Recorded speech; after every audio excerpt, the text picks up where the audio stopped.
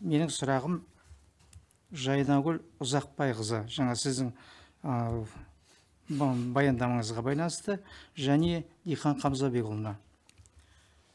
Мынау өзіңіз жаңа айттыңыз, Жайнагүл Ұзақбайқызы. Мемлекеттік идеология, оның ішіндегі негізгі бір бөлім болып табылатын бұл ұлттық идеология дедіңіз. Соның мазмұн мәселесіне көңіл аудару керекпіз дедіңіз. Соның мазмұн мәселесі қандай жағдайда, қандай мазмұнмен? Жастарды тәрбиелеуде қайсына үлкенірек көңіл бөлесіз деген сұрақ қойғым келеді. Бір, Диқан Қамзабекұлы, сізге Егемен Қазақстан газеттеріне, мынау қазақ газеттеріне қарайтын басылымдардың біразы жабылып қалды. Енді оның барлығы түсінікті де шығар. Қазіргі жағдай, жаңа өздеріңіз айтып отырсыздар ғой, көп жағдайда мынау әлеуметтік желіге қарай ұмтылып жатқан жағдай бар. Осыған байланысты қысқартулар болған шығар.